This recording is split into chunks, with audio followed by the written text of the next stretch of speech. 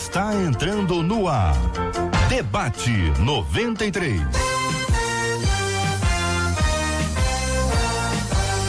Realização 93 FM. Um oferecimento Pleno News. Notícias de verdade. Apresentação J.R. Vargas. Alô,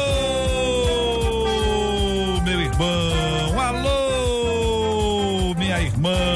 Aqui fala J.R. Vargas. Estamos de volta, começando aqui mais uma super edição do nosso Debate 93 de hoje, minha gente, nesta segunda-feira, dia 20 de maio de 2019. Vale com o Debate 93. 2461-0093. E-mail debate@radio93.com.br. Facebook Rádio 93 FM. Site www.radio93.com.br. Vale com 93 pelo WhatsApp 96803-8319. 96803-8319. Olha ela aí, minha gente, Marcela Bastos. Muito bom dia, Marcela. Bom dia, JR, bom dia aos nossos ouvintes, aos nossos debatedores, começando mais uma semana abençoada com a graça de Deus. Bom dia especial para a turma que está acompanhando a gente no Facebook. Lembrando que o WhatsApp é o 96803-8319. E é pelo WhatsApp que você participa, mandando o aniversário do seu pastor e da sua pastora. Como hoje é segunda-feira, a gente comemora os aniversariantes de hoje, segunda, e de ontem, domingo. E nisso também está entrando. É aniversário da sua igreja? Manda pra gente. Foi ontem, é hoje, manda quantos anos a igreja está fazendo. E se for aniversário da sua cidade também. O que é o final, a gente falou? Tem que morar lá. Sim, tem que ser morador. Morador da cidade que faz hoje mais o aniversário de organização. Tá lembrando de alguma especial? Tá lembrando agora ou não? Não, eu também não tô lembrando, peguei de surpresa. Agora eu quero saber, Marcela, quem canta este louvor? Porque o povo gosta. Eu quero saber. Cadê o povo gosta aqui? Cadê? Foi? Já foi? Soltou? Não, peraí, ó. O que é o final, a gente falou? Tem que morar lá. Não, peraí. Ué, tá repetindo a gente? O que tá acontecendo aqui, meu Deus do céu? Ô, meu Jesus amado, eu não soltei o Facebook, não soltei? Ah, porque o Facebook tá solto. Deixa eu prender o Facebook aqui, me ajuda aqui a prender. Não venha não. Já fiz. Senão você vai ver. Você vai ver. Não, então eu sou um cara resolvido, tá tudo resolvido, olha aí. Quem canta esta música, Marcela Bastos? Você sabe, você cantou muito, cantou. Me queima com brasa viva. Ei, Marcela, quem canta? Quem? Com brasa viva. Nem os meus amigos debatedores. Não, ninguém pode contar, não. Sabe quem que sabe? Quem? Jofran, chama ele sabe. Jofran sabe. Sabe ou não? Sabe também? Não sabe, não? Não, ninguém sabe. Vocês da mesa também não sabem, não? Não pode falar, é só saber se sabe ou não. É por isso que ele é o presidente, não é? Não, o presidente errou. O presidente tentou ajudar a Marcela, mas não conseguiu, não. Quem pode ajudar a Marcela Bastos? Olha aí, minha gente. Quem canta essa música? Uma música nova, Marcela, de 88, segundo o YouTube aqui. Eu não sei se é verdade 88, mas acho que é por aí, ó. Por aí, ó. Isso era um long play legal, olha só. A parte boa é essa, ó. Seu Fara gosta. Olha aí, eu quero saber quem pode ajudar a Marcela. Ajuda a Marcela, tadinha. Ela tá aqui na dúvida, ela não sabe. Ela não tem a menor ideia quem tá cantando esse louvor. Ajuda a Marcela, ajuda pelo Face, ajuda pelo WhatsApp, porque o Face vai o tempo todo hoje, Marcela. O Face vai inteiro hoje. Hoje não é abertura, não. Hoje é o abertura, não. Então sobe essa audiência. Sobe a audiência aqui na 93 FM. Olha aí, ó. Isso aconteceu como filho de Amós. Tal fato a Bíblia conta para nós. Estamos juntos no Debate 93. Muito bem, minha gente, esse é o tema 01 do programa de hoje. Olha, é o tema 01 do programa. Minha neta de apenas 12 anos mandou uma foto sem roupa para um rapaz via internet. Foi desesperador descobrir isso. Eu e o pai dela cortamos todos os acessos dela à internet. Mas e daqui pra frente, o que devemos fazer? Bater? Colocar de castigo? Falar incessantemente essas coisas resolvem? O que faz? Um comportamento como este pode ser a revelação de algum tipo de distúrbio sexual? Será que ela tem algum problema? Que tipo de prejuízo isso pode trazer para o futuro? Quero saber a sua opinião. O que fazer para que nossos jovens compreendam o que é santidade e busquem ser santos? Quero a sua opinião, sua participação no nosso debate 93 de hoje. Aqui conosco hoje no programa, nossa menina da mesa de hoje é a Marisa Lobo. Ela é psicóloga, você deve conhecê-la. Se não conhece, vai conhecê-la hoje aqui no nosso debate 93. Marisa, muito bom dia. Seja bem-vinda ao nosso debate 93. Como analisa você esse assunto? Depende do viés, né? A menina, ela é de igreja, ela é evangélica ou ela não é evangélica? Porque no mundo as pessoas acham isso extremamente comum, né? Para nós é anormal uma criança de 12 anos, para mim como psicóloga, é anormal uma criança de 12 anos enviar um nudes, que o nome é esse, para uma outra pessoa. Isso nós podemos notar que essa menina, ela é erotizada. Então, uma criança erotizada. Por que ela é erotizada? Porque ela está sendo exposta a conteúdos erotizantes sexuais. Então, isso é um ponto. Inclusive, ela pode estar sendo até abusada, exposta a conteúdos sexuais. Isso é uma forma de abuso. Isso é uma questão que tem que se levar em conta. Agora, se é um distúrbio ou não é distúrbio, isso não é suficiente para a gente dizer que sim, que não. Mas é suficiente para a gente dizer que se uma pessoa ela é erotizada, é uma erotização infantil, isso pode culminar em um transtorno, sim, de sexualidade, a ponto de gerar até uma compulsão sexual. Isso sim, por causa da erotização infantil, né? O que eu posso fazer? Eu vou bater nessa criança, porque 12 anos é criança? Não, vai ter que conversar, trazer a consciência e mostrar os riscos, porque na verdade é um risco que essa criança está se expondo, porque ela está enviando fotos nude, essas fotos podem ser usadas por pedófilo, ela pode ser perseguida por isso. Então é um crime, na verdade, quem recebeu essa foto, se for de maior, isso é um crime de abuso sexual infantil. Então nós vamos olhar por esse lado. Agora outra pergunta, como fazer para os filhos, né? Conseguirem se manterem santos? É com muito diálogo e muito exemplo dentro de casa. Porque se os pais não são presentes, se os pais são ausentes, se os pais não estão nem aí com nada, não sabem o que os filhos estão fazendo, deixam a exposição em computador e essa erotização, os pais não têm a ciência que isso está acontecendo, então provavelmente eles não têm nem moral para poder ensinar nada para os filhos. Então, os pais presentes o tempo todo na vida dos filhos e com bastante diálogo, os filhos criados dentro da igreja, né, que provavelmente é uma criança evangélica, mas criadas dentro da igreja, não apenas a presença socialmente, mas entendendo através dos modelos dos pais o que é ser um cristão de verdade. Então a criança vai entendendo isso e vai entendendo que isso para o cristianismo não é bom, que é errado, e ela vai buscando esse entendimento. Ouvindo os nossos queridos debatedores, integrantes também desta mesa, pastor Silfarni, como pensa o senhor esse tema, pastor? Bom dia, Jota, bom dia, colegas debatedores, bom dia, queridos ouvintes. Tema muito atual, muito sério, como a Marisa falou, a gente não pode definir que é um transtorno só por um momento desse. Pode ter sido só uma aventura, ter sido só um desejo de se expor, infantil até, mas evidentemente aponta para um risco, né? Hoje eu quero ampliar um pouco mais a questão para a questão da pornografia.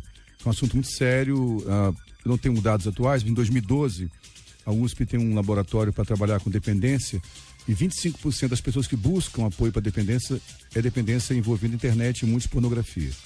A pornografia causa danos porque promove prazer excessivo e rápido, né? Vai para uma área do cérebro que promove prazer muito rápido. E o problema é o seguinte, 12 anos de idade, a arquitetura cerebral não está formada ainda, está se formando ainda, né? Então, o tipo de prazer que ela vai encontrar nessa idade pode gerar uma dependência. É um risco, é um cuidado. Sugestão que eu daria, como a Marisa falou, muito diálogo, muita orientação, se é família evangélica, apoio pastoral. E sim, talvez sinalize um apoio terapêutico que é necessário. Se a criança nessa idade já está se expondo dessa forma, há um risco muito grande. O querido apóstolo Alexandre Macedo, muito bom dia, seja bem-vindo. Como analisa o senhor esse tema, pastor? Bom dia, JR, bom dia, debatedores, todos ouvintes. Na verdade, a gente percebe como hoje a missão do pai e da mãe é árdua, né? Porque nós somos de uma geração que não tínhamos acesso à internet. Então você imagina que hoje o pai e a mãe, eles precisam deixar a funcionalidade paterna e materna entrar na relação da amizade. talvez no seu tempo, no meu, talvez o pai dizia assim, não, e acabou.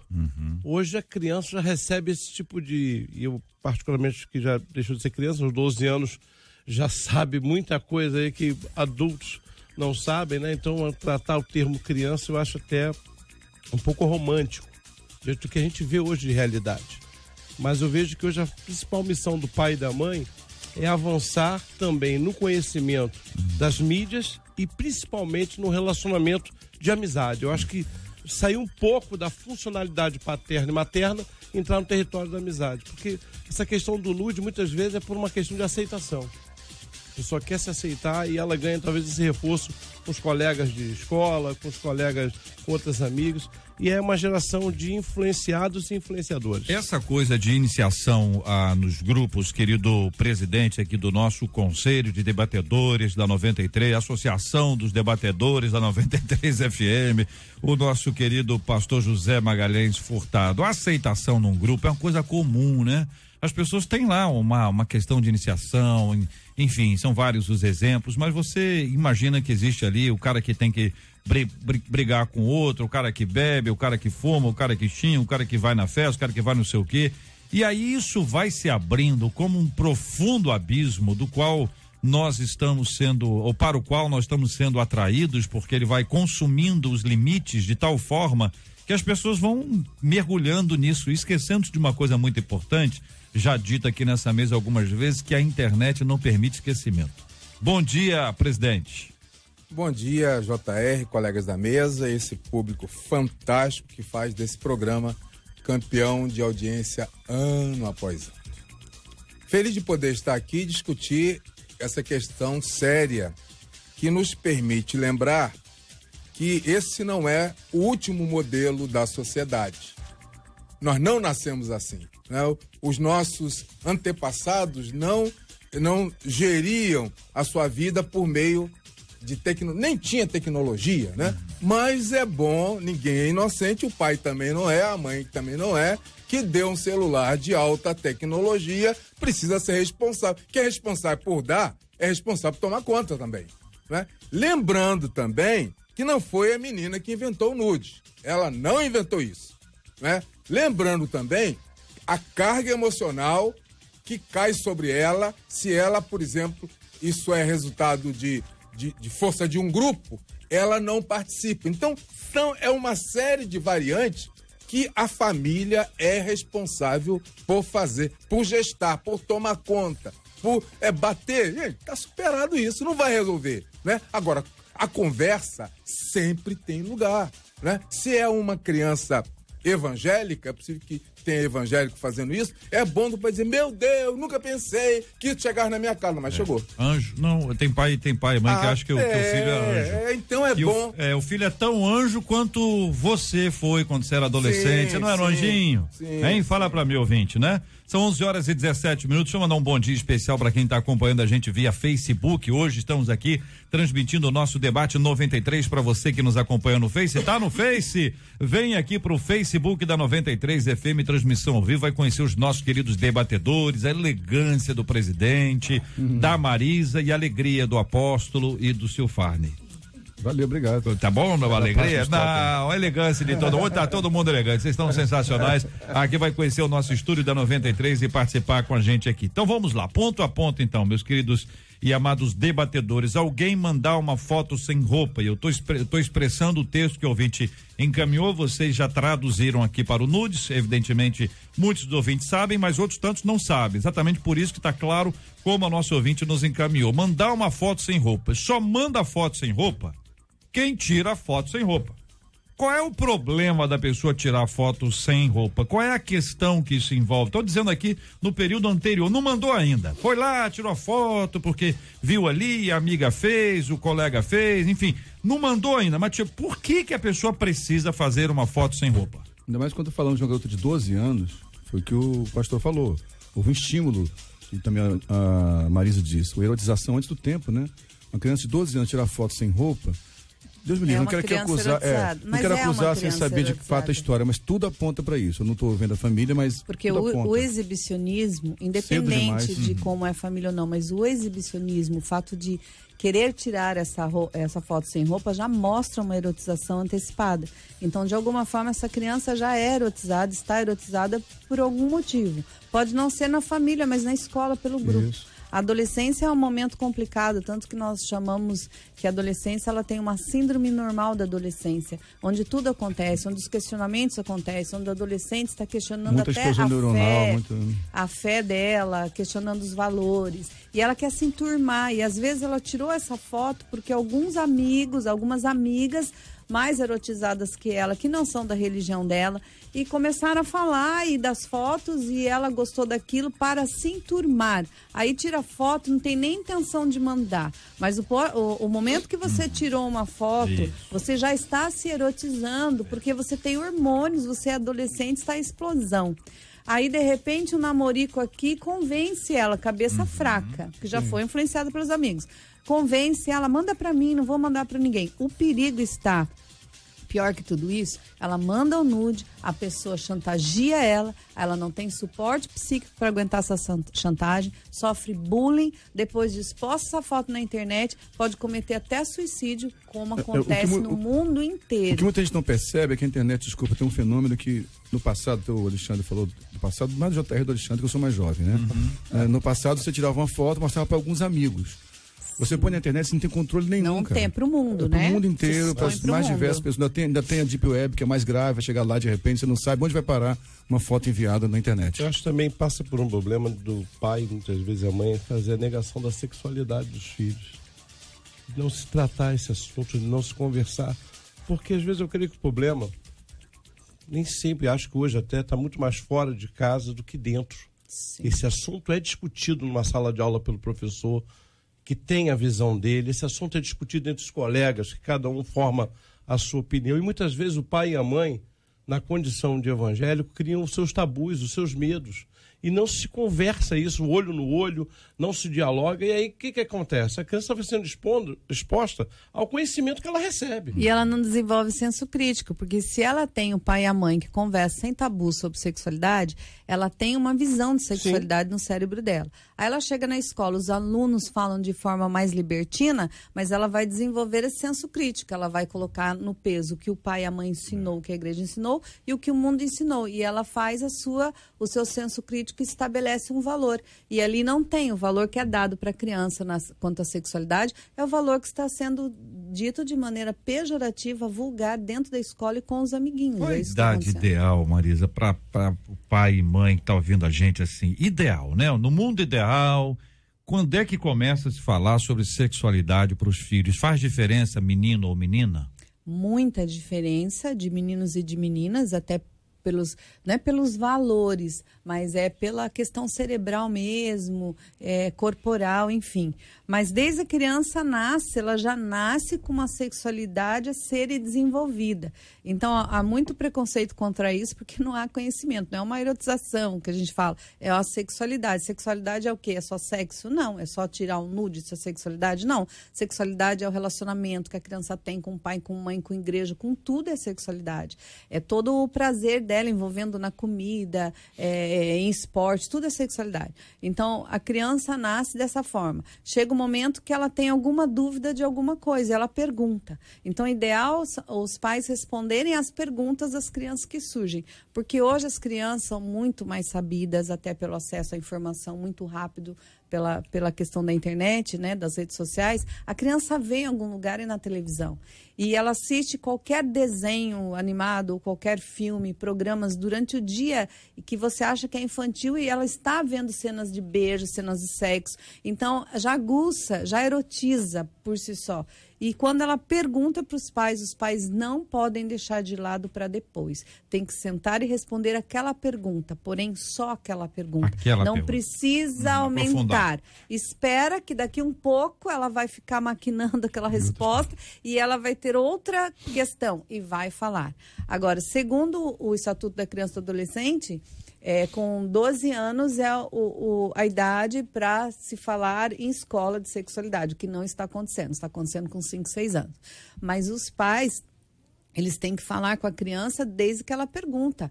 3 anos, 4 anos, faz uma perguntinha, responde e vai, conforme a criança vai entrando na adolescência e você vai vendo na pré-adolescência os questionamentos. Aí, se você achar que o questionamento é muito, como dessa menina que tirou nudes, é o momento de sentar e discutir sobre tudo, abrir o jogo. Se você abre o jogo com o adolescente, nas minhas ministrações para adolescente, eu abro muito jogo com o adolescente. Aí eles entendem que seu corpo é bom, que o hormônio é bom, que a sexualidade é boa, que o sexo vai dar prazer, só que tem o tempo, tem o momento, é para depois. Mas sem traumatizar a criança, porque se você traumatiza, aquele comportamento que você quer evitar, se você der muita atenção, você vai fortalecê-lo, né? Eu acho interessante, todos nós já passamos por algum rito de iniciação, todos nós. Alguns aprenderam com o irmão mais velho, alguns aprenderam com o primo, alguns aprenderam uma série de valores. É impossível que um pai que dê uma tecnologia desse porte, imagina que isso não pode acontecer com a casa dele, com a família dele. Então, eu entendo que é impossível ler os tempos que nós estamos vivendo, né? Os tempos são maus, Então, a família, essa família atingida, mas outras que certamente serão atingidas, porque isso é um processo, é um registro do tempo que nós estamos passando, né? Essa garota, se for evangélica, ela vai na igreja, se for católica, ela vai na igreja, se não for, ela está num grupo social que quase seria equivalente, né? E ninguém fala nada. Lembro também que com 12 anos hoje, as pessoas têm decisão, né? O pai diz, não faz, e a criança vai lá e faz. Aí depois a avó chora, né? E nós aqui temos que alertar todo mundo. O 12 anos é velho. O 12 anos já foi novo. É o 12 anos. O 12 anos hoje já é aí da época do... Vocês estão falando aí, que você falou aí da foto, não sei o quê, que não entendi nada também, se o faz. É o cara de 15, 16 anos, porque tá acelerado demais, tem muita informação. Só que aquela história, ele tem informação, mas ele não tem maturidade emocional. Não tem. Ele é imaturo emocionalmente, ele sabe tudo de tecnologia. Se não, vou tomar conta, vou vigiar o celular do meu filho. Vai vigiar. Se não for na base da confiança, você vai ter que ser um especialista, vai virar um hacker. Por quê? Porque o adolescente, ele conhece muito mais de tecnologia do que boa parte dos adultos. Só que o adulto, teoricamente, tem maturidade emocional e é imaturo tecnologicamente. E o adolescente, ele é maduro tecnologicamente, teoricamente, ele é imaturo emocionalmente. Então, esses extremos, essas misturas, essa ausência de conversa, de diálogo, de proximidade, gera esse afastamento. Mas eu acho até, você está falando isso e está falando essa questão da aceleração de informações. Eu acho que a igreja também precisa, nós como líderes, vamos chamar a responsabilidade para nós, tratar esse assunto. Eu acho que isso é um assunto que hoje não pode passar despercebido, não pode deixar por conta da família. Muitas vezes nós temos gente da igreja, psicólogos, pessoas formadas que podem dar um suporte para os adolescentes e muitas vezes o pastor ali travado por questões internas não consegue administrar isso. E aí o pai, por sua vez, isso é comum, às vezes eu encontro situações de pai dizendo assim, qual o texto na Bíblia que eu trato sobre isso? Imaginou? Você pegar a Bíblia e dizer, peraí, onde é que a Bíblia vai falar de nudes? Quer dizer, nós não temos. Mas é óbvio que Paulo, quando escreve 1 Coríntios, capítulo 6, ele descreve ali um roteiro interessante para a administração do nosso corpo, da nossa sexualidade. E fala sobre santidade, né? Como aqui o texto porque propõe, a despeito do hormônio ser extremamente saudável, a gente querer que uma criança lide, um jovem lide com hormônio sem fugir, é praticamente impossível. A gente vai pegar o exemplo de José. Acho que a grande questão, em cima do que o JR colocou, desse cuidado do uso da tecnologia que o nosso presidente falou também ali, é a seguinte, os pais precisam entender que por mais que haja muita informação, e hoje, não tem dúvida alguma, como você disse muito bem, uma criança de 12 anos hoje não é uma criança de 12 anos quando eu tive 12 anos há quase 40 anos atrás. Estou com 52 anos. Então eu tive 12 anos há 40 anos atrás. É outro mundo, outro planeta nós vivíamos. Então, lógico, o estímulo visual, auditivo, sensorial que essa criança tem é muito maior. Porém, a arquitetura cerebral não mudou. Então ele com 12 anos não está pronto, né? A parte do córtex pré-frontal não está totalmente pronto ainda, ele não consegue julgar totalmente. Então os pais se iludem, porque as crianças têm muita informação, mas muita informação não é muito conhecimento, é um oceano de extensão, mas com milímetros de profundidade. Cerebral não é só uma questão emocional, é lógico que é emocional também, mas é também neuronal, é estrutural, a arquitetura cerebral não está pronta. Então se os pais não acompanharem, responsabilidade não se aprende assim, aleatoriamente. Responsabilidade se ensina, dá-se limites, dá o tempo para olhar. E outra coisa para fechar essa fala aqui. Eu falei com o pai, meu filho nunca vê esse tipo de coisa, meu filho nem sabe escrever. Se um garoto de 5, 6 anos pegar um celular e falar bumbum, por exemplo, vai aparecer várias fotos. Fala homem, casal, ele sabe falar, vai aparecer fotos terríveis. Mas tem o YouTube infantil. Mesmo no YouTube infantil entram propagandas, que no meio desse YouTube infantil entram cenas erotizantes. Então é coisa muito séria. Como o pastor Alexandre falou, o apóstolo falou, é delicado. Eu entendo que às vezes é um peso sobre os pastores. Pô, como eu vou mexer nisso também? O pastor não tem que saber de tudo, mas tem que buscar apoio, cara. Busca apoio de um psicólogo, de um terapeuta, de um orientador, porque é sério o assunto. São 11h29. Você que nos acompanha pelo Facebook da 93 FM, compartilha este debate de hoje, essa nossa live, porque você sabe quantas pessoas, você pode não saber quem, mas você sabe que muitas pessoas precisam estar discutindo esse assunto dentro de casa, tá tratando esse tema, gente que tem uma certa dificuldade para discutir esse assunto aí. Então aqui no Facebook da 93 FM agora a nossa transmissão, estamos acompanhando, você que está nos acompanhando pelo rádio, que privilégio nosso ter você aqui junto com a gente para tratar esse assunto. Veja, quando um filho tem mais de 18 anos e ele é um motorista acelerado, corre muito, entendeu? Que maluco, gosta de pega e tal. O pai e a mãe pode chegar e falar assim, não dirige mais. Me dá a chave do carro aqui. Não vou deixar mais. Acabou esse negócio. E tá resolvido o assunto. Quer dizer, pode estabelecer o limite do você não vai usar mais o carro. O celular. É possível dizer isso ou a gente tem muita dificuldade? A gente dizendo, não vocês quatro. O ser humano, os pais, têm mais dificuldade para dizer não pro filho e pra filha, até porque, poxa, eu uso o celular, ele vai pra escola, eu quero saber se foi, se não foi, ou seja, o celular é um meio de comunicação muito importante, né? É uma forma de se estabelecer esse diálogo. Marisa.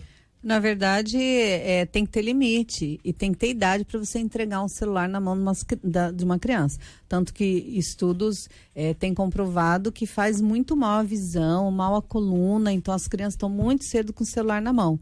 E esse perigo da internet, ele não é só uma questão de eu posso ou não posso, é o perigo que essa menina está correndo até de cair na mão de um pedófilo, por exemplo, que se utiliza só para fins de dados, mas o Brasil ele ocupa um ranking vergonhoso de 4º lugar em consumo de pedofilia pela internet. Então, as crianças estão sendo vítimas de chantagens por causa de fotos, de nudes que elas mesmas mandam e caem nas mãos erradas. A cada 18 segundos, uma criança é violentada e morta nesse país. Então, tudo tem a ver com violência, com sexualidade. É criança sofrendo bullying na internet, com depressão, se cortando, e tem muito a ver com a sexualidade dessas crianças. Um pai, ele não pode dar... Para essa menina de 12 anos já estar mandando nudes, então ela já tem esse celular há um bom tempo, né? Então, nós temos que ter idade. Por exemplo, meu sobrinho, ele tem 13 anos, só agora que os pais deram o celular para ele. E controlando o celular o tempo todo e não deixando ele ficar no celular ou no computador o tempo todo. E não há esse controle. As crianças estão expostas a jogos violentos, estão expostas à internet, à pornografia a todo instante, a todo momento. Então, tem que se conversar muito. Me preocupou a fala ali do pastor dizendo que a igreja tem que entrar nessa, a igreja tem que entrar, mas responsabilizando os pais, porque cabe aos pais a educação moral dos seus filhos. Eu concordo, senhora, mas a gente há de convir que nem todo pai, nem toda mãe receberam uma estrutura para compartilhar. Mas eu acho que esse é o papel, talvez, da igreja. Quando a igreja apoia a família, porque, na verdade, sofrendo a família, padece a igreja. Então, doutora. mas é só para concluir. Eu queria concluir, chegar nesse ponto mesmo, que a igreja ela tem a função de esclarecer primeiro os pais, para que os pais assumam essa responsabilidade, porque senão vem o peso para a igreja de ter que abarcar toda essa problemática. Então, eu vejo assim como psicóloga mesmo que a igreja às vezes faz errado. Então, ela vai só no adolescente, mas não chega nos pais. É o momento de chamar a atenção dos pais. Vocês têm que assumir a responsabilidade sobre os seus filhos. Não sabe como falar de sexualidade? Tudo bem, vamos dar um curso para ensinar. mas a função do pastor é que eu estou ensinando você a tomar responsabilidade sobre os seus filhos, porque tem muito pai folgado que está deixando a responsabilidade em cima da igreja, em cima do pastor, em cima da televisão. A televisão educa o filho dela, a novela educa o filho dela, esse programa que passa 17 horas, que eu não vou falar, né, não posso falar o horário, mas 18 horas aí, 17 horas de juventude aí, está destruindo a cabeça, erotizando as crianças. Então, de repente, essa menina nem foi erotizada em lugar nenhum, nem em casa, nem na escola, nem nada. Foi erotizada na frente da televisão, num programa de adolescente que faz isso o tempo inteiro e discutiu várias vezes sobre esse nudes, né? E de uma maneira vulgar. Então, é importante esse entendimento de que os pais têm que se responsabilizar pelos seus filhos. E a igreja tem que ensinar os pais, ela não tem que é obrigada a ensinar os pais, mas ela participa se ela fizer isso, mas deixando claro que os pais é que tem que tomar responsabilidade pelos seus filhos, senão a igreja vai ficar sufocada com tanto problema que é jogado verdade, em cima, né? Quando nós falamos de igreja, falamos, né, da liderança, né? E aí eu vejo a multidisciplinariedade, né? Não é o pastor, porque nem sempre eu sou formado por psicologia, então eu consigo administrar isso, mas o pastor vai ter ao lado dele profissionais que vão justamente trabalhar, só vão trabalhar com os pais, vão trabalhar com os adolescentes. Sim. Só que, por exemplo, vou dar um exemplo aqui, eu sou de uma geração que isso era um tabu. Isso não se discutia em igreja, aliás, não se discutia em casa. E talvez hoje se colha fruto disso, de um pai, né? Eu acho que são, a gente vai olhar em várias vertentes, vários viés, mas hoje o que eu vejo, e é falando da minha realidade, muitas vezes falta realmente, se não se trata em casa, vão se tratar na igreja, lá vão tentar ajudar. Porque uma coisa é certa, aconteceu dentro de casa, respinga lá na igreja. Não, e tem uma coisa, apóstolo, sua palavra é muito oportuna, que eventualmente a gente diz assim para o povo de Deus na nossa igreja, diz, olha, nós temos que ler a Bíblia. Aí todo mundo diz, novidade, né? Fala uma coisa nova aí para nós, que essa aí a gente já conhece bem. E o pai e a mãe, eles não leem a Bíblia na frente do filho. E esperam que o filho tenha um poder de adivinhação, entendeu? De acreditar que os pais leem a Bíblia, entendeu? Eles não. A gente às vezes tem que dizer e tem que fazer. E esse diálogo, essa conversa é fundamental. Mas vocês trazem aqui pontos bastante importantes. Um deles, nós precisamos continuar a falar com adolescentes e jovens sobre a questão da sexualidade. Nós precisamos falar com os pais, especialmente dos adolescentes, sobre esse assunto. E o pai, mãe, tá ouvindo a gente agora, tem que ser sincero para dizer assim, eu não sei falar. Opa, disse que eu mandei um abraço para mim mesmo. Fiz uma viagem no tempo aqui. Eu estou me ouvindo aqui, um delay aí. Então, o pai e a mãe, eles têm que ser muitas vezes instruídos por falta de habilidade. Não é que não sabem, tanto sabe que tem filho, né? Eu imagino, mas assim, maneira de falar, né? De conversar, porque ficam sem graça. É a história daquele menino que o pai, muito assustado, chamou o menino para conversar e disse, meu filho, eu quero conversar com você sobre sexo. Aí o filho falou assim, pois não, pai, quais são suas perguntas? Porque chegou tão tarde, que o garoto já sabia tudo. São 11 horas e 36 minutos aqui na 93 FM. Este é o Debate 93, com J.R. Vargas, na 93 FM. Marcela Bastos, vários ouvintes, mas como você tem fãs, viu? Como você tem pessoas que te admiram, amigos, gostam de você, dando pistas aqui de quem está cantando aquele louvor que eu não vou repetir.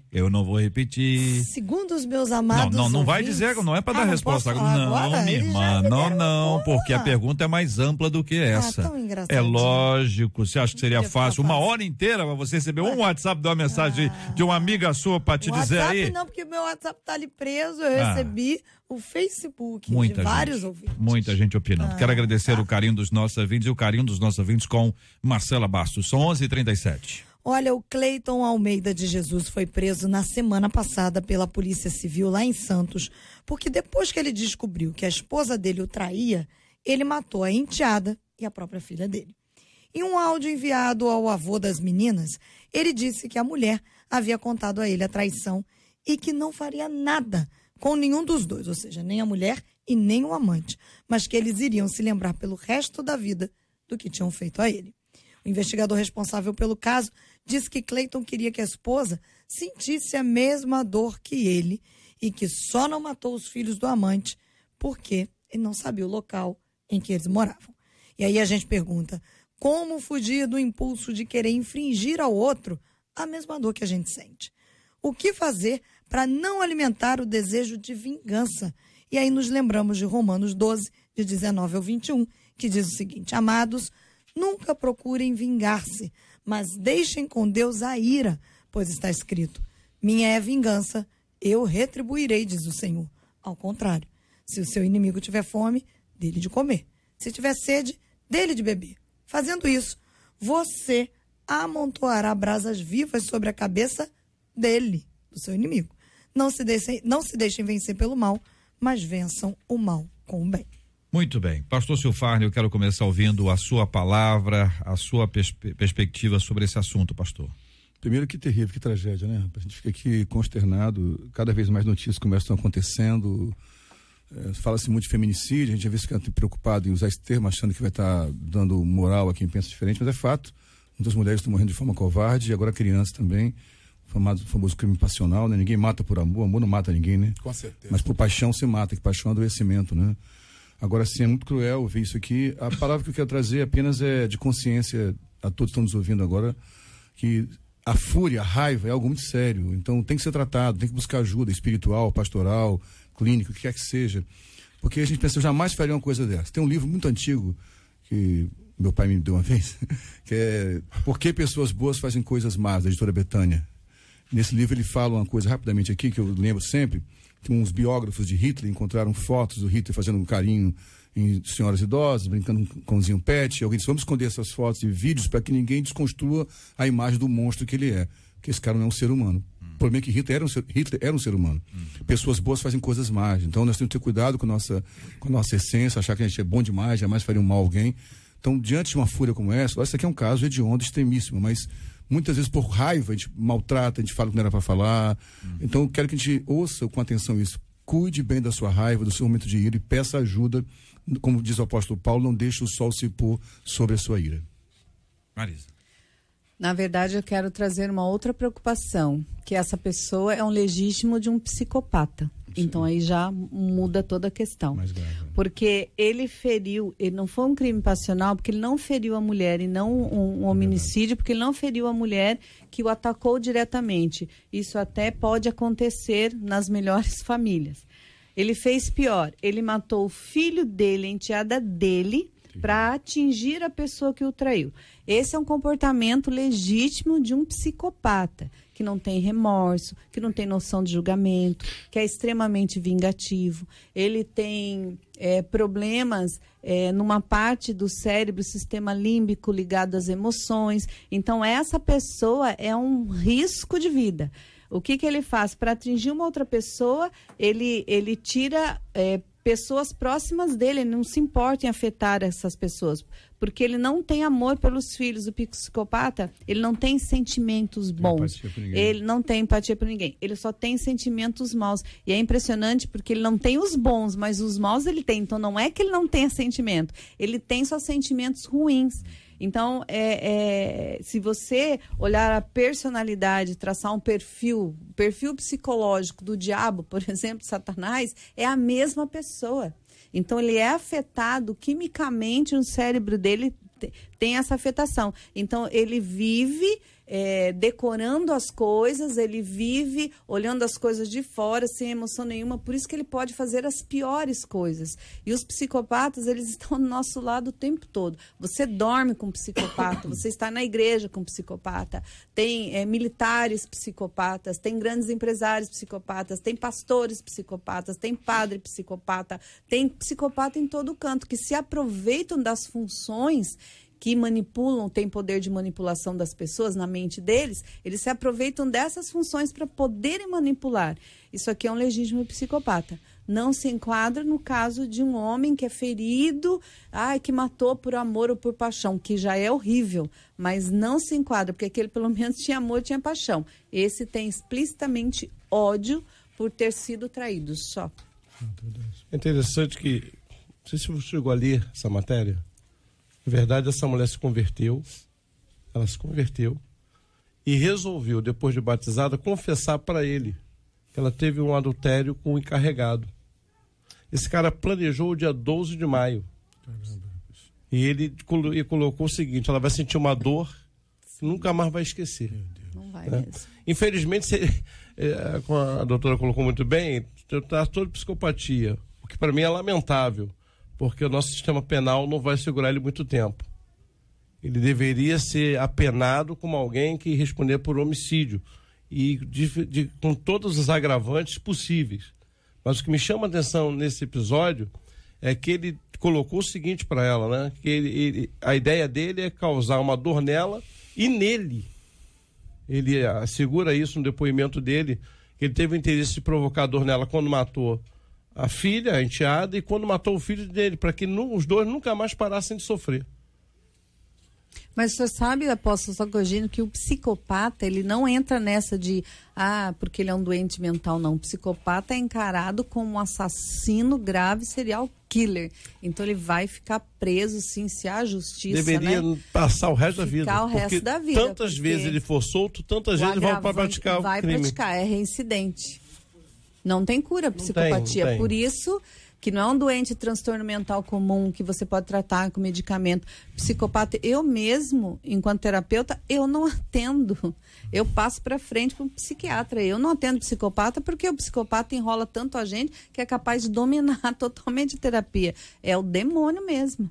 Eu entendo que nós somos frutos do meio. Eu não posso esquecer isso. Nós somos também frutos do meio. E eu acho que a razão de existência da igreja, porque a igreja faz alguma coisa que a sociedade não faz, senão para que ter igreja?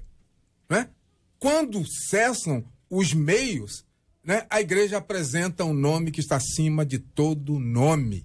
Né? Então, junta-se isso com todo o aval técnico, com todas as informações, é possível que nós... O que não dá para fazer também é o caso perdido da ciência, eu dizer assim, não tem jeito. Não, eu não tenho esse direito de dizer, eu creio em milagre, eu creio em mudança, eu creio na transformação. Vamos fazer a nossa parte, já é uma boa parte. Muito bem, quero agradecer a fala dos 4 debatedores sobre esse tema e quero me solidarizar juntamente com vocês aqui, com as pessoas envolvidas. Cada caso desse, para muita gente, é apenas uma notícia.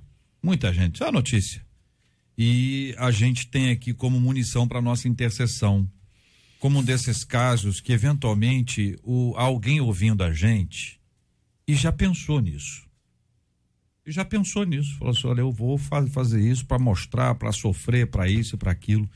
E pela graça de Deus, você está ouvindo a gente discutir esse tema, ao mesmo tempo que você está ouvindo o Senhor falando com você, não faça isso em hipótese alguma. Não faça isso. Cuide do seu coração, cuide da sua mente, procure ajuda e veja na Bíblia homens e mulheres que desceram ao mais profundo vale e foram levantados pelo Senhor. Foram despertados pelo Senhor para uma vida de comunhão com Ele. Então não cometa nenhum tipo de ato como este, porque isto é o caminho que leva à morte. E não estamos falando apenas de morte física, embora ela já seja extremamente grande, mas também da morte espiritual. Jesus falou que a gente devia temer exatamente isso. Então fica aqui como um relato importante para o coração de cada um de nós. Ao mesmo tempo vai ser alvo das nossas orações estes familiares. 11h47. Estamos juntos no Debate 93. No Japão, pelo menos 500 mil de pessoas vivem isoladas. Elas são conhecidas lá como hikikomori. Como? Hikikomori. Na prática, são pessoas solitárias que se afastam de todo o contato social e muitas vezes ficam anos sem sair de casa. Essas pessoas vivem em meio a uma combinação de isolamento físico e social, somada também ao sofrimento psicológico, que é bem duradouro. No entanto, o problema não está restrito apenas ao Japão, como se acreditava no início. Esse tipo de isolamento também está acontecendo em países como Estados Unidos, Espanha, Itália e França. E aí a gente pergunta, a que se deve essa tendência de viver isolado?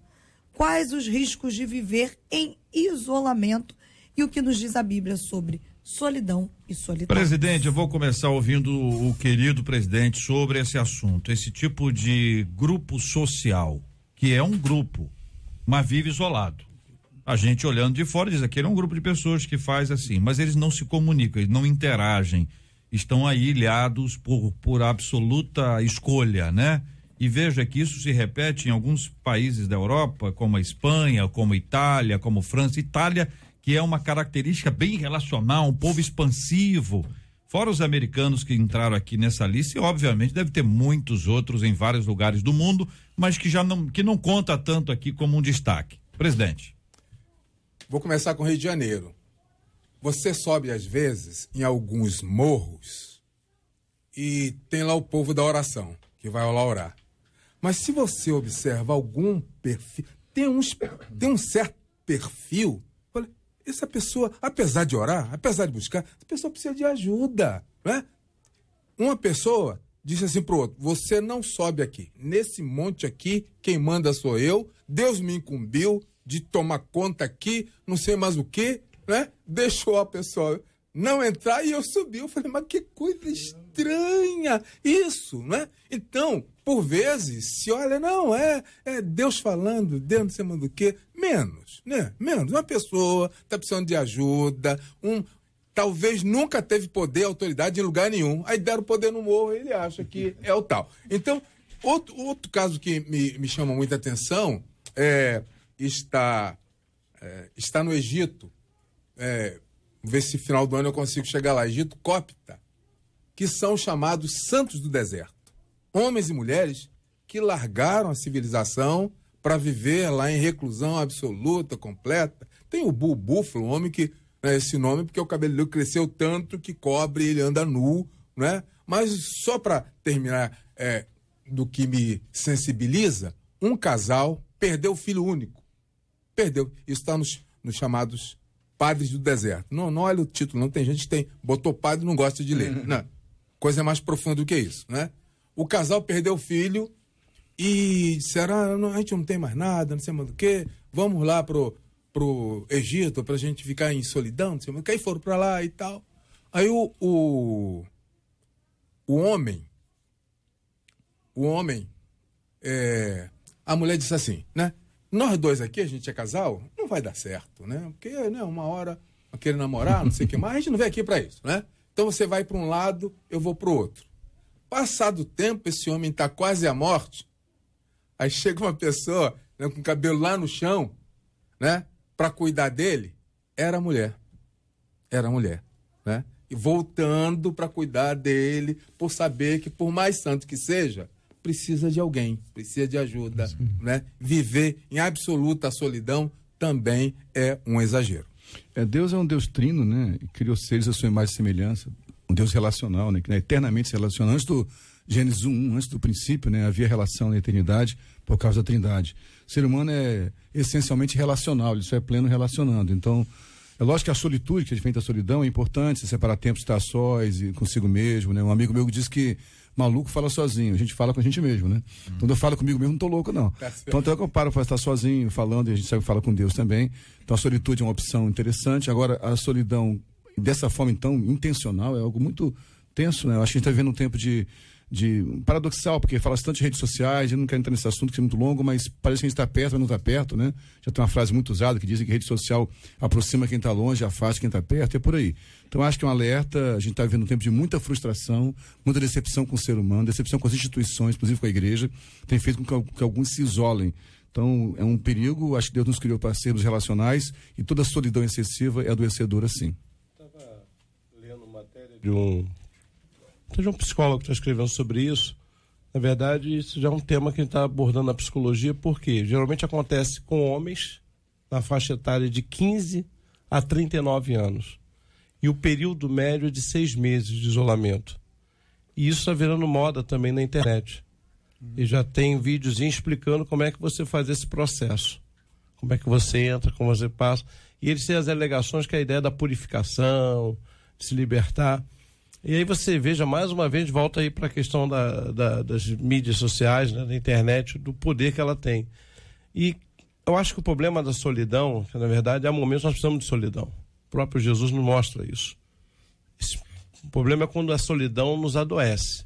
Ou seja, quando você busca na solidão aquilo que ela não pode te dar, que é uma paz, que só encontramos em Jesus Cristo, em Deus. Muitas dessas pessoas, e aí você olha o Japão, tão impressionante, um país que tem tudo desenvolvido e tem a maior incidência de suicídio. Tem agora essas novidades aí, por quê? Porque eles têm tudo, mas nada disso é capaz de preencher aquilo que só Jesus Cristo pode dar ao homem, né? Que é a paz que excede todo entendimento. Amém. A Organização Mundial de Saúde, eu tô aqui como psicóloga, né? Então vou trazer uns dados aqui para vocês. Mas a Organização Mundial de Saúde estima-se que 323 milhões de pessoas hoje no mundo têm depressão, das quais 20 milhões de pessoas tentaram suicídio. Então, é crescente o número de suicídio no Brasil, é assustador, cresceu nos últimos 50 anos 42%, é muito grande. E o transtorno psicológico desses casos de suicídio, por exemplo, a maior causa, 38,8%, é decorrente de depressão. Depressão traz isolamento. Então, as pessoas estão doentes e se isolando. E tem outro grupo que se isola porque não quer contato físico com as pessoas, mas tem contato pela internet. É uma maneira de viver que elas escolhem, de viver só em rede social. Então, se isola entre aspas. Ela está dentro da casa, se isola do mundo, do toque, mas ficam se comunicando socialmente com as pessoas pela via internet. Isso é muito perigoso. E tem aquelas que se isolam por algum tempo, né, porque querem se purificar, é aquela coisa religiosa. Tem aquelas também que se isolam porque gostam de serem sozinhas mesmo, mas tem aquelas que têm procrastinação. Elas são doentes, elas não conseguem se comunicar com as pessoas. E os antissociais, simplesmente eles não querem. Então, no Japão, esse hikikomori, né? Esse hikikomori, na verdade, são pessoas que escolhem viver em isolamento porque eles não gostam. Eles não gostam de toques de pessoas. O Japão é um país característico para isso. Cada vez mais as pessoas não estão se relacionando mesmo, estão se relacionando com a internet. O Japão é tão complicado que até relacionamentos sexuais, muitos só tem pela internet, relacionamentos amorosos pela internet, bonecos virtuais que eles casam. Então, assim, o transtorno, tudo isso é decorrente de transtornos psicológicos gravíssimos. Então, eu amo muito ser crente, sabe? Porque na igreja a gente força esse relacionamento. Até num culto do pastor, quando o pastor fala, dá um abraço, 2 abraços, 5 abraços, aí o depressivo fica, mas meu Deus, esse pastor só fica mandando a gente abraço. Cumprimenta o irmão, olha pro irmão. Mas isso é interessante porque você obriga a pessoa que às vezes já tá lá em depressão, que é antissocial, assim, eu sou meio antissocial, a abraçar a pessoa, abraça. No 3º, 4º abraço, você já soltou, já relaxou. Então é uma terapia que a igreja faz. Mas essas pessoas não têm essa oportunidade. Isso aqui levanta um caso muito sério da depressão, do isolamento por transtorno mental e que é responsável, a maior responsável por tantos suicídios que têm acontecido. Vamos falar o que é diferente aqui. Você diz assim, não tô a fim de ver fulano agora. Não é isso. É normal. Não tô a fim de encontrar aquela família hoje. Não é isso. Hoje eu tô a fim de ficar sozinho. Não é isso. Isso aqui é ficar sozinho, sei lá durante quanto tempo. Seja controlado, orientado, alguma coisa assim, ou ainda que seja de uma forma como essa, que a pessoa vai e fica até os cabelos. Cara, eu tô assustado, o pastor trouxe aqui, eu fiquei imaginando a pessoa, o cara tão cabeludo, que o cabelo cobre o corpo todo. Isso é como é que chama aquele tinha um bichinho assim, não tem um bichinho assim, hein? Capitão Caverna. Capitão Caverna e Tasmania. É o quê? Capitão Caverna. E o outro é o quê? Não, Tasmania. Tasmania Tasmania é brabão, né? Sei lá, não sei. Tasmania é irado. É irado. Bom, enfim, de um jeito ou de outro, a história, minha gente, é muito radical.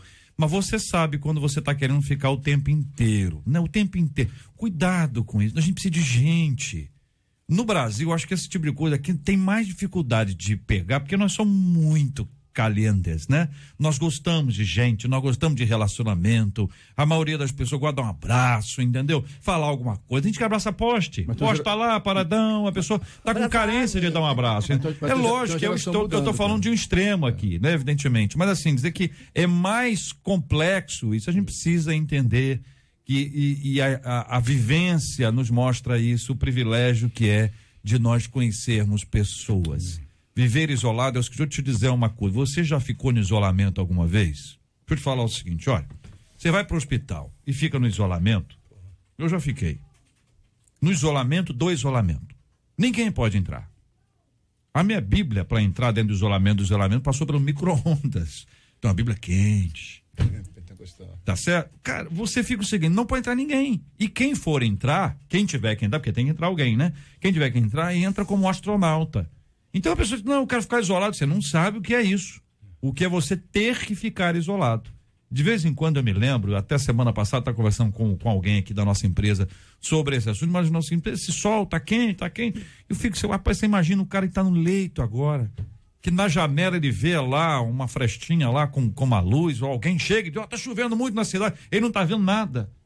A pessoa não pode ter aquilo. Cara, não brinca com isso. A vida é feita de muita gente. É muita. Para você nascer, só para você nascer, 2 pessoas precisaram estar lá. Para você nascer, não, para sua gestação acontecer.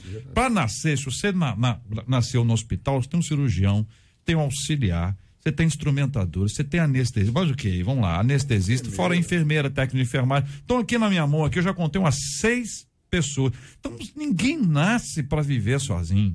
Agora, dá um tempo de vez em quando, até que é bom, né? Bom. Não, fala assim, olha, vou dar um tempinho aqui para ficar na minha. Né? Como opção. São 11h59 aqui na 93 FM. Estamos juntos no Debate 93. Marcela Bastos, olha aí, ó, quem tá aqui, ó, Marcela, ó, que bonito, ó. Meu pai do céu, que maravilha, ó. O povo ficava esperando entrar a parte quente da música, ó. Um abraço meus ouvintes do Espírito Santo, olha aí, ó. Aí o povo ficava assim, agora, hein? Levanta o povo de Deus, ó. Marcela, naturalmente, nessa altura do campeonato, já sabe que quem está cantando aqui um dos meus ouvintes, Edson e Thelma. Mas a pergunta não era essa. Engraçadinha. A pergunta qual era a corzinha do long play, da capa do long play? Tá brincando comigo, vou chutar. E qual é a roupa? Não, um amarelinho claro. Qual é a cor da roupa do Edson e da Thelma na capa do long play? Nem que eram eles que estavam cantando. É só você pensar, Marcela, são 2 pessoas de paz. O quê? Paz. Branco. Olha, incrível. Tô impressionado com você. Muito bem, a Edson e Thelma, Brasa Viva, é só para relembrar, né? Sempre bom relembrar. Muito bom relembrar. Fala aí, Marcela. Vamos dar parabéns, então, porque ontem foi aniversário do pastor Vanderlei Neres, da Assembleia de Deus Orvalho de Hermon, no Complexo do Alemão. Também ontem foi aniversário do pastor Carlos Henrique Siqueira, da Igreja de Deus em Cristo, lá em Saracuruna, e do pastor Neemias Souza, da Igreja Metodista Wesleyana, em Itaboraí. Hoje é aniversário do pastor Valdemir Pinheiro, da Assembleia de Deus em Agostinho Porto, do pastor João Branco, da Igreja Presbiteriana Monte Moriá, lá em Teresópolis, deve estar um frio gostoso, e a pastora Viviane Moraes, da Igreja do Evangelho Quadrangular da Posse, em Nova Iguaçu. Hoje faz 60 anos a Assembleia de Deus Vitória em Cristo, a ADVEC, e 3 anos a Igreja Evangélica Nova Peniel, lá em Cidade de Areal. Muito bem, Marcela Bastos, muito obrigado pela informação. Quero agradecer a presença dos nossos queridos debatedores. Doutora Marisa Lobo, a psicóloga, está aqui no Rio. Ela está lançando o livro Limites, o caminho para o equilíbrio emocional dos seus filhos, lançada pela editora Vem, já à venda nas plataformas digitais, aqui todas elas já disponíveis. Marisa, parabéns por mais esse livro, parabéns pelo seu trabalho, obrigado por estar conosco aqui na 93. Prazer estar aqui com vocês e participar desse debate, né? Sempre bom a gente ter pensamentos diferentes, mas ao mesmo tempo eles no final chegam no mesmo sentido, né? Concatenam no mesmo sentido, porque ser cristão é isso, né? A gente debate, mas a gente tem princípios que são inegáveis e que são comuns a todos nós, né? Muito obrigada. Muito obrigado, doutora Marisa, muito obrigado aqui também ao pastor Silfarne, um abraço, querido. Obrigado, Jota, obrigado aos colegas debatedores, um abraço para minha querida comunidade evangélica de Mesquita, a nossa ONG e a Associação Vida Plena estão ouvindo, ao Fabinho do K11 e a Areza de Nova York, sempre ouve e assistiu hoje pelo vídeo também. Um beijo para todos aí. Muito obrigado, querido pastor José Magalhães Furtado, presidente da Associação Internacional dos Debatedores da 93 FM, o homem que vai à padaria de terno. Ah, que maravilha. Me dá aí, eu vim buscar os pãezinhos aqui. E Olha tô aí. distribuindo Novo Testamento agora, tô sendo campeão. Bênção Amém. pura. Amém. Graças a Deus. Queridos, que alegria poder estar aqui e compartilhar, né, desse debate tão importante que certamente ajudarão muita gente. Meu abraço à minha família em particular, minha esposa em particularíssimo, né, e o povo da Metodista Central de Duque de Caxias. Muito obrigado, querido apóstolo Alexandre Macedo. Um abraço, meu querido irmão. Um abraço, JR, os debatedores também, agradecer e mandar um beijo na nossa igreja lá, o Centro Internacional de Adoração e Missões. Vocês estão participando. Aproveitar para mandar um beijo para minha esposa também. Beijão aí para a apóstola Rita. Quero agradecer o carinho dos nossos ouvintes, a participação de cada um com a gente aqui no nosso debate 93 de hoje. Que Deus continue a abençoá-los e a sustentá-los cada vez mais. Nós vamos orar, minha gente, e vamos apresentar diante de Deus os nossos temas do programa de hoje. Vamos lembrar dos aniversariantes, vamos orar pela cura dos enfermos, pelo consolo aos corações enlutados. Vamos lembrar de tanta gente que está envolvido nessas lutas, né? Pais, avós, tios e os próprios adolescentes e jovens que foram de alguma forma raptados por uma erotização fora dos princípios normais e absolutamente contrários ao que ensina a palavra de Deus. É necessário ter aquele olhar de volta e pedir a Deus que tenha misericórdia. Vamos orar por aqueles que estão tão irados que em suas mentes já passou tanta coisa ruim. Que Deus traga a serenidade e a paz. Também vamos orar por você que não aguenta mais gente, que diz assim, eu quero ir para um lugar onde não tem ninguém. Se eu, por mim, eu ia para o meio do mato. Às vezes a pessoa fala isso de vez em quando, é até normal, né? Mas lembre-se que nós precisamos uns dos outros e é um privilégio conhecer pessoas e conviver com elas. Que Deus nos dê sabedoria e graça para esse convívio em nome de Jesus. Vamos orar, pastor. Querido Deus, te louvamos por mais uma manhã estarmos reunidos aqui nesse debate e servindo ao Senhor e às pessoas que nos ouvem. Queremos orar pelas questões apresentadas aqui no debate, Pai. Oramos por essa família que viveu essa dor de uma menina de 12 anos se expor, por essa vovó, por esse pai, pela própria menina. E orar por essa família, oramos por todas as famílias que sofrem essa questão da invasão da casa através da internet, da exposição do lar, essa erotização infantil. Nosso país tem sofrido com isso, Pai. Nosso país tem sofrido, como foi dito aqui, pela pedofilia, pela pornografia infantil. Ó Pai, tem misericórdia desse nosso país, nos dá um caminho de saúde, um caminho para as famílias também, Pai. Que as famílias se responsabilizem, que a igreja, uma rede de apoio com as famílias possam ajudar esses adolescentes, conscientizar os pais a ajudarem-nos. Também oramos pelas famílias que sofrem a dor da morte terrível, como aconteceu com esse caso apresentado no debate. Um caso extremo, oro por essa família que está sentindo a dor da perda de 2 crianças inocentes, Pai, que foram vítimas de alguém de um algoz tão terrível, Pai, que deveria protegê-las. E oro assim pela questão da violência familiar, da violência familiar em todos os níveis, não só nos casos mais graves, como psicopatia, como foi citado aqui, mas as diversas formas de violência, as diversas violências domésticas. Tenha misericórdia das nossas famílias, traga paz às casas. Essa questão do Japão tem também refletido no Brasil, a questão da busca pela solidão, Deus. Ó, tantas pessoas fugindo do relacionamento, sendo criadas por um Deus relacional, mas tentando viver à margem das relações. Traga-nos de volta um amor ao próximo, que possamos ter desejo de tocar uns nos outros de forma afetiva e saudável. Oramos também pelos aniversariantes desse dia, da semana, os pastores Vanderlei, pastor Carlos Henrique, pastor Emias, pastor Valdemir, Deus, pastor João Branco, pastora Viviane, pela Assembleia de Deus da Penha, ali do ADVEC, pela Igreja Nova Peniel, que também aniversariam. O Senhor possa abençoar esses ministérios e famílias. Oramos também para aqueles que estão sofrendo em leito de hospital, hospitalizados, familiares sofrendo também. O Senhor traga uma palavra de cura, de ânimo, de esperança a essas famílias. Se alguém está nos ouvindo nessa hora, internado em um hospital, hospitalizado, sabe que o Papai do Céu está cuidando deles. Oramos também pelos ilutados, para aqueles que perderam parentes, entes queridos e que choram a morte de alguém que amava. Que Teu Espírito Santo os console e os dê esperança da vida eterna. Abençoa nosso estado, do Rio de Janeiro, nosso país. Oramos assim, Pai, no nome santo de Jesus. Amém. Que Deus te abençoe. Você acabou de ouvir Debate 93.